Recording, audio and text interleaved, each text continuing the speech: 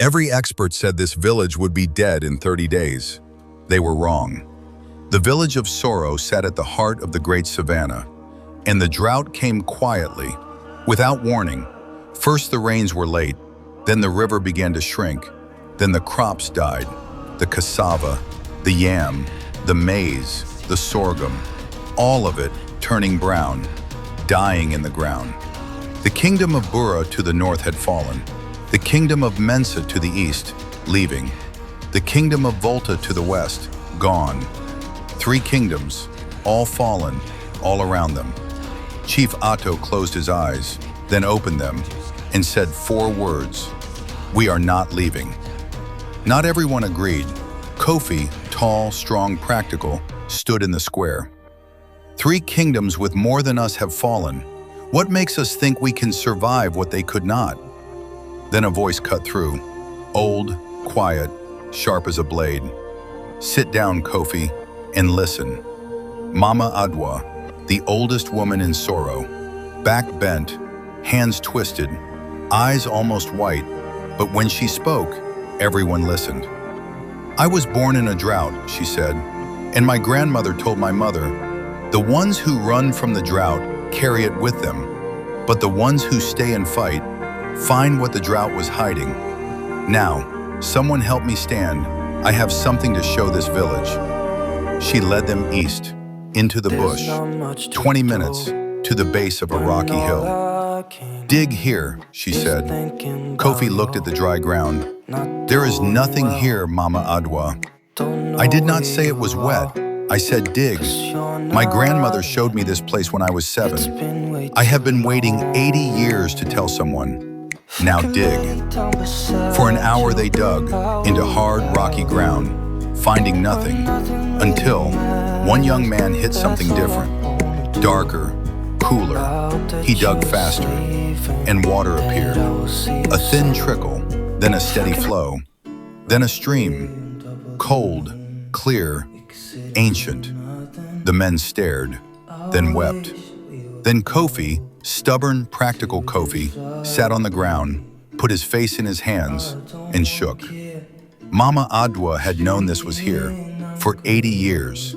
She had been waiting for the right drought to bring the village to this hill. Back at the village, she laid out her plan. Water distributed equally, every family, every day, no exceptions, not even for the chief. All food brought to center, counted, shared. Every person had a role. Men digging channels, women managing stores, children collecting roots in the bush, elders managing distribution. And Mama Adwa, who could barely walk, would tell stories. Every evening, by the fire. Because when the body is hungry, the spirit must be fed, or the body will not survive. The first 30 days were the hardest. Nothing had changed yet, but the village was different. Something had shifted. Every morning before sunrise, working. Every evening, gathered around the fire, listening to Mama Adwa. Stories of ancestors who survived impossible things. And every night, people went to sleep with something. Hope. On the 38th day, a family was caught hoarding. The village was furious. Kofi demanded punishment. Mama Adwa walked to the center, looked at the father. "Why?" "My youngest child is sick. The ration is not enough." I panicked. I was wrong, but I was watching my child disappear. Mama Adwa turned to the crowd. "Before we punish him, if it was your child, what would you have done?" Silence. "We will not punish this family. We will help them. Because if we lose our humanity surviving this drought, then the drought has already won. Even if the rains come tomorrow." Kofi stepped forward.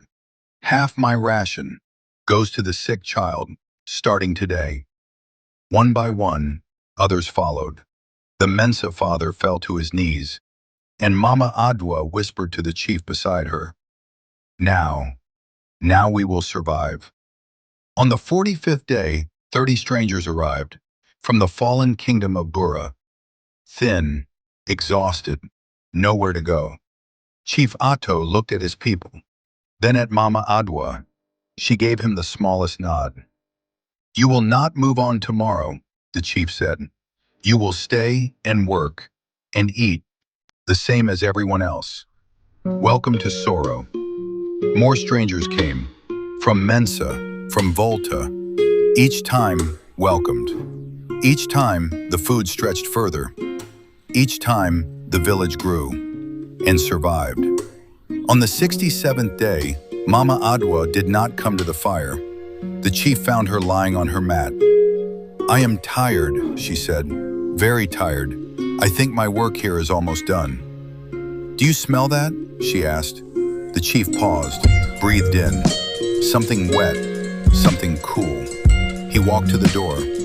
Dark clouds, moving in fast. Mama Adwa, the clouds. But she had closed her eyes, peaceful, as if she had been waiting for exactly this moment to let go. The chief ran to the square. The clouds are coming. The village poured out. Everyone. As the first drops fell, 1, then 2, then 1,000. Then the sky opened. People stood in it, arms wide, faces up, weeping, laughing, dancing. Mama Adwa passed away quietly, sometime in the night, while the rain fell, as if she had timed it. Held on long enough to see them through, and then, only then, let go. The village buried her on the hill, above the spring she had remembered for 80 years. Chief Addo spoke. She did not save this village by being strong. She saved it by making us strong. A leader who carries the village on their back exhausts themselves, but a leader who teaches the village to carry itself lives forever, in every person they taught. 3 seasons later, Soro was the most prosperous settlement in the region. 300 families, all different origins, all Soro. Old Tortoise sat with Kofi one evening. What did you learn? Tortoise asked. I thought survival was about resources, Kofi said. But Soro had less than the kingdoms that fell, and we survived. So it was never about resources. It was about who we decided to be. In the worst moment, when running was logical, when giving up made sense, we decided together who we were going to be, and we became that. What saved us was the decision, made by every single person, to be something worth saving. Tortoise nodded. Circumstances do not determine who you are. They reveal who you already were. The drought did not make Soro strong. It revealed that Soro was already strong. The question was never, will we survive? The real question was always, who will we be while we face it? Whatever drought you are facing today, whatever crisis, whatever impossible situation, the question is not, will I survive? The question is, who will I be while I face it? Will you hoard or share? Will you run or stay? Will you divide or unite? A people united by purpose cannot be destroyed by circumstance. Subscribe to Africa Untold, where every story carries a lesson. Stay wise, stay strong. Africa Untold.